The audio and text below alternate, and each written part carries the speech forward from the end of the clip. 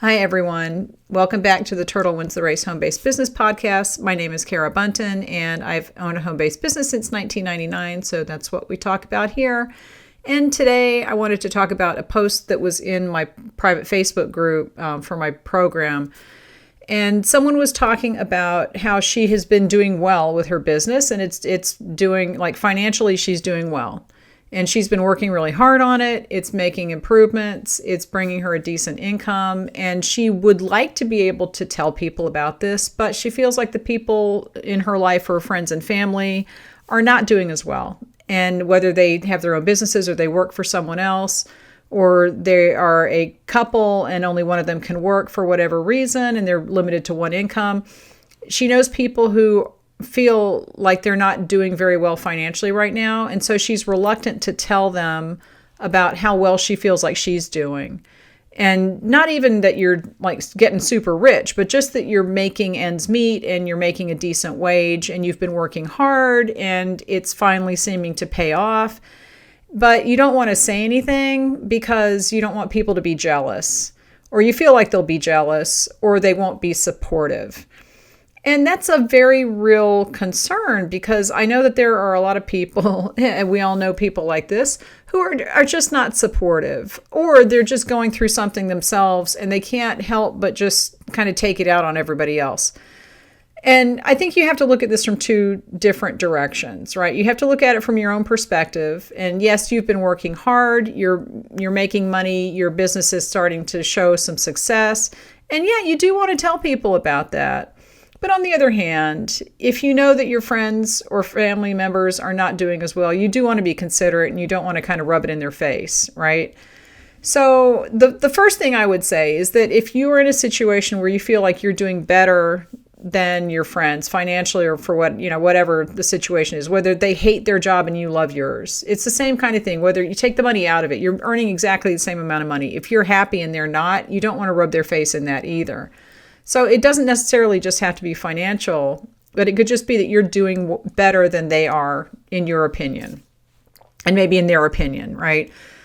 So yeah, you do have to look at it that way and just be a little compassionate and not talk about your business so much. On the other hand, it is nice to get a little recognition that you have been working hard and you are seeing some success and everything is kind of coming together. So a lot of this ends up being that you need to compartmentalize the people that you talk to about different things. And I think that we all do this to a certain extent, regardless of whether it's about business or work or personal stuff that's going on in your life. There's certain people that you talk to about certain things, and there's other people that you don't talk to about certain things because you know they're not going to take it well, or they're not going to react well, or they're just the kind of person that you don't talk to about certain things. I have people in my life who I don't talk to about certain things because I know that they are gossipy, or they're going to turn around and twist it to suit their own purposes for whatever reason. You know that there are people like that. And I think that we all have people like that in our lives. So like I said, it's kind of a two-part thing. It's like you need to know who you can talk to and who's not going to be a jerk about what you're saying, even if it's like tooting your own horn and saying, this is, I'm doing really well. I'm finally seeing some success. You definitely have people in your life, whether they are family or friends, or just people that you know online, who will be supportive about that. And obviously those are the cheerleaders. Okay, these are people who you know are going to be supportive no matter what. It's your best friend. And even if they're not doing well, they're still going to be happy for you. Maybe it's your mother, okay, who, all she wants is for you to be successful. If you know that you have people like that, then go tell them, go talk to them, and, just tell them that you're doing well and that you're very excited, and you just need to tell somebody how well things are going for you. If you don't have a cheerleader in your life, you can probably find them online in business groups, if the groups aren't full of people who are super negative, right? That's another piece of this. But if you don't have someone in your life who you know that you can go bounce things off of and they're going to be supportive, you probably need to find one, because everybody needs one of those, right? And when I was early married. My best friend and I got married right around the same time. And so we were both trying to get pregnant at the same time. It was kind of like that was the age that all of our friends were starting to have babies and getting married and the whole thing. And I had been trying for a while without success. And then she just accidentally got pregnant. And she called me and said, I don't want to tell you this because I know you've been having trouble, but I think I might be pregnant. And I got so excited. I was so excited for her. And I was like, you go get a pregnancy test right now. Oh my God. And she's like, I have one, but I haven't taken it. And I'm like, go take it. So that relationship to me, she's always going to be my cheerleader. I was always going to be her cheerleader. And it came without a bit of me being upset. I was not upset for myself. I was just so happy for her. That's the kind of relationship that everybody needs one like that. If you have a best friend, that's the person who you can go and tell about your successes, but just be selective. If you know that there are other people who are, not going to be as happy for you, then just don't talk to them. And we're going to go down the list of what I call those people. And you'll recognize them and you'll know that those are the people that you want to avoid. Okay. But look for the cheerleaders. And if you don't have someone like that in your life, then look online. And there will be people in groups, in Facebook groups, where you can just post about your successes and just say, this is a brag post. I have to tell someone I'm so excited about it. I'm doing really well right now. My business is up. It's increasing. I've been working really hard. And if somebody wants to come in there and be negative about it, which might happen, then just let it roll off your back. Just ignore it, because that says more about them than about you, right? And there will always be people who are like that. And let's talk about some of them now. Okay, so in your life, I'm sure that we all have people who I would call the topper, okay? And I think this came from a Dilbert, like that Dilbert cartoon strip. There was a character named Topper, and no matter what you said, he had done it first, he had done it better. And, he was better than you in every way, and he was willing to tell you. So he was a topper. But the toppers can also work in a negative way, right? So you can post, my sales are really slow. Someone else will come in and say, my sales have been slow for the last 6 months, and I'm dead, and I'm eating from the ditch in a dumpster. I'm dead in a dumpster. I'm dead in a ditch eating from a dumpster. Anyway, it all involves ditches, being dead in the dumpster and eating from it. That's what the topper will say. Okay, it doesn't matter if it's good or bad. The topper will come along and just pile it on. It'll pile on no matter what it is. It's going to try to make you feel bad. All right, so those people, just ignore them because they're jerks and they are looking for the misery loves company. Misery does love company, because when you post something miserable, if other people come on and say, yes, I agree with you, then you're kind of like, okay, I have a crowd now. So it's not just me being miserable by myself. So there's other people who are also miserable. And it makes you feel not quite so alone, but it doesn't help. That kind of stuff doesn't help. You want to find the cheerleaders who are going to be supportive, or the people who are, I guess, the encouragers who are going to try to help you think of different things to do or encourage you to keep working, whatever that is. So I don't even have a name for that, but I would say the encouragers, okay? But it all falls under the cheerleader band, umbrella.